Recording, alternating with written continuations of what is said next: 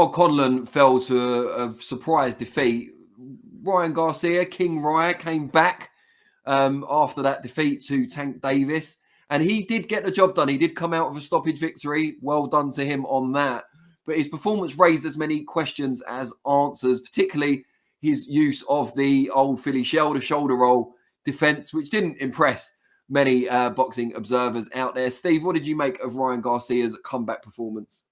I thought it was good, actually. Wasn't that impressed with the Philly shell shoulder roll. It was more of a back roll. Don't really know what he was doing. Backward roll.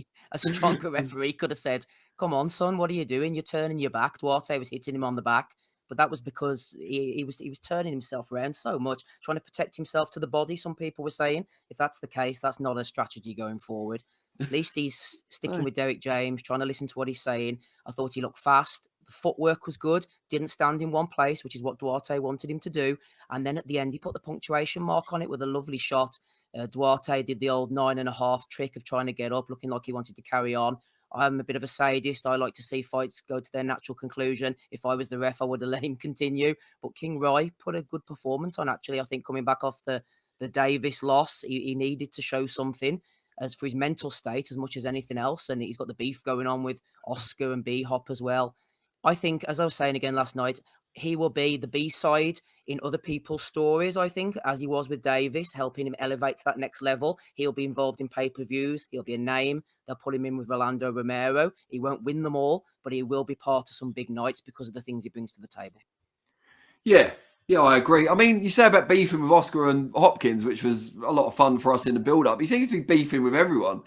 Didn't he say he's sure he could beat Shakur Stevenson? He's sure he could beat Tank in a rematch? I mean, he's got a lot of confidence for someone who has not looked great for some time.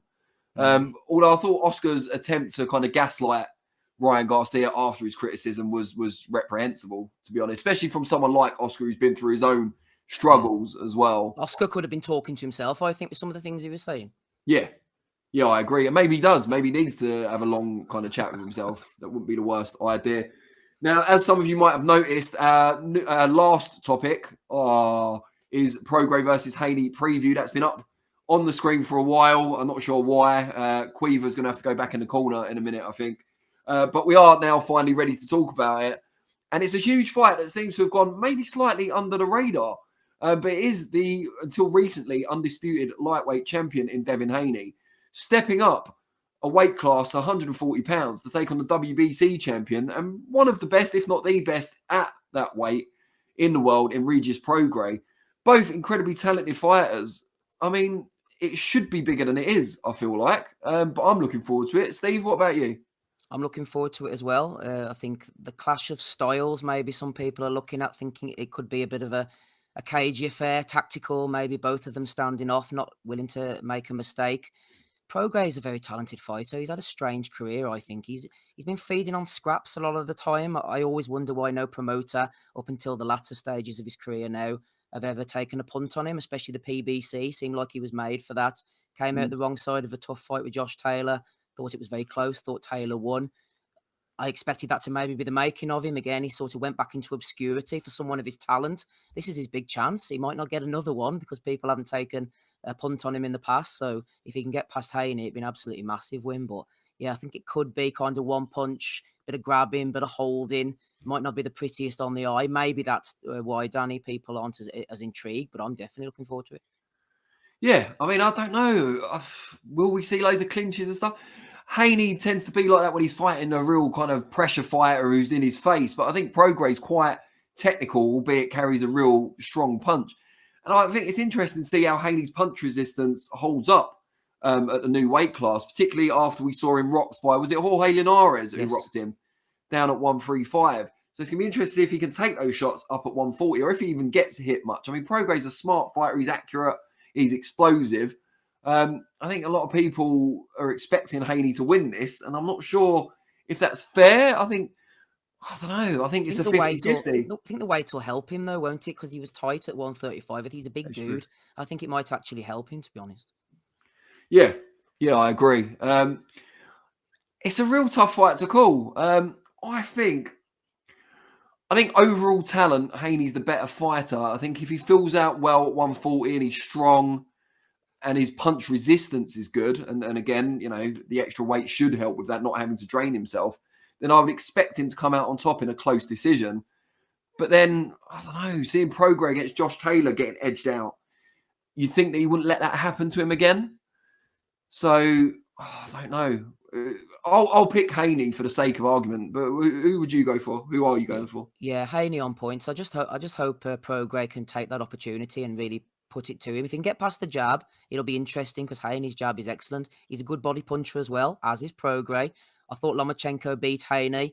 Prograis is not going to be bringing that kind of energy, that kind of tactical style as Lomachenko did, which leads me to believe Prograis might just stand off at times too much rather than putting it on him. If he puts it on him and gets past the jab, anything could happen. And if he touches that chin, as you said, Linares, other people in the past have touched the chin, then it could be interesting. But Haney's the master of just getting those octopus tentacles around you and grabbing onto you, and Prograis can't lose heart at that. And he is experienced, so you wouldn't like to think he would. If Haney does come out on top, given what he achieved at lightweight also, where does he kind of rank in your pound-for-pound list at that point? I think he's got to be pretty high, hasn't he? Undisputed at the previous weight. Obviously, it was against Kambosos, who'd pulled the upset over Teofimo Lopez. You'd like to see Haney go on and pick up the names, really. He's had the titles. He's got the win over Loma. He'll have a win over Prograis as well. He's starting to get those names on his record, starting to build a nice resume. I don't know. I'm useless at pound for pounds. Things like maybe some people have him top 10, top 5. Some people maybe even top 3. He's right up there, shall we say that? If he has another good name on his record, and then move on to fight the bigger guys, I'll put him top 5.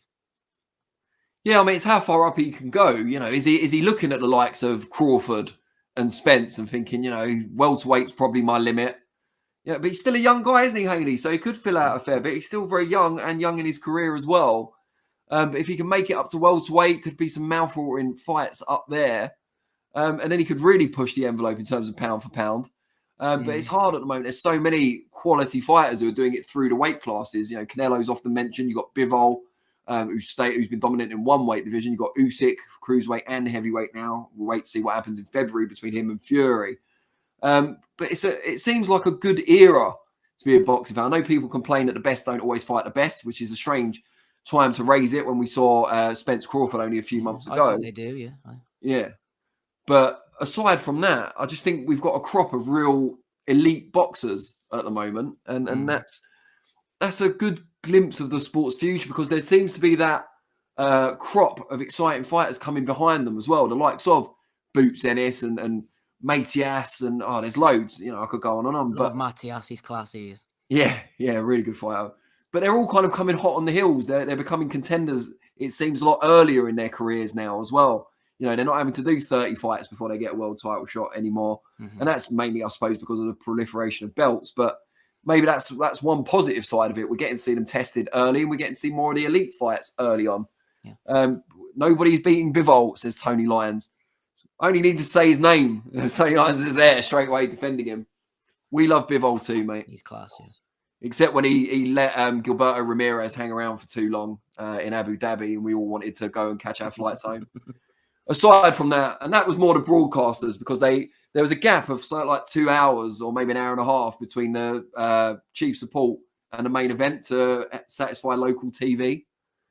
Not local to Abu Dhabi, like local to wherever. I don't know if it was US. Like the old Frank Maloney cards again, isn't it?